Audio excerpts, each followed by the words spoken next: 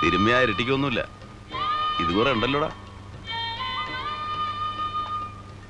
കഴിവറട മോൻ. ചാവാൻ പോണെന്ന് പറഞ്ഞാൽ 10 പൈസ കൊടുക്കല. വിശന്ന് പൊരിഞ്ഞാൽ ഒരു ചായ കുടിക്കല. കൂട്ടി വെച്ചോ, ചാവുമ്പോ കൊണ്ടുപോവാ. ഞാൻ പറഞ്ഞില്ലേ ചന്ദ്രേട്ടനോട്, ഒരു വീട് വെക്കണം, അടച്ചുറപ്പുള്ള ഒരു മുറി, ഒരടുക്കള, അത്രയും മതി. വീടൊക്കെ നമുക്ക് പണിയാടാ, സമയാവട്ടെ. സമയം എന്ന് പറഞ്ഞാ രമണിക്ക് ഇത് 5-ാം മാസമാ. അവൾ ആരാ മോളെന്നറിയോ ചന്ദ്രേട്ടന്? തറ കെട്ടിയ പിന്നെ അവള് ഇനിയിപ്പോ പെരപണില്ലെങ്കിൽ അവള് പണി മുടക്കി കളയോ?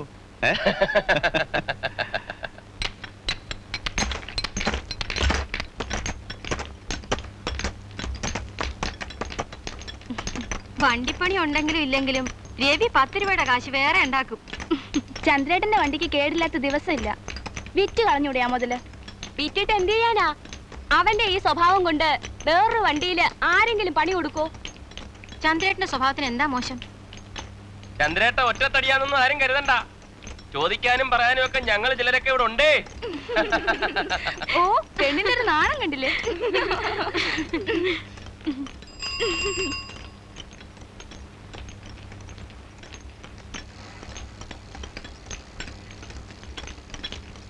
കേക്കരവിക്ക് കത്തുണ്ടോ?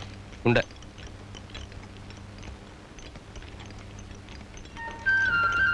ആരുടെയാടാ? നിന്റെ കെട്ടിയാളുടെ?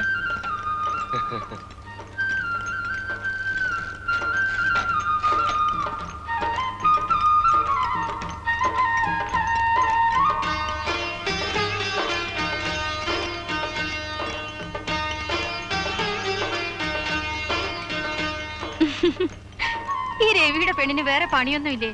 ആഴ്ചയില് 2 കത്താ. ചെക്കന്റെ മോന്ത കണ്ടില്ലേ? വെളുത്തമാ പോലെയാ. അവക്ക് എത്ര മാസമായി? 5.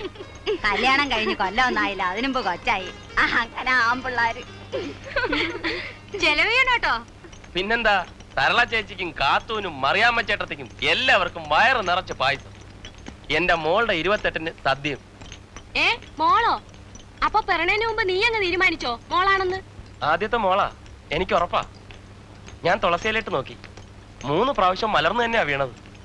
തുളസിയിലെ നുണ പറയില്ല.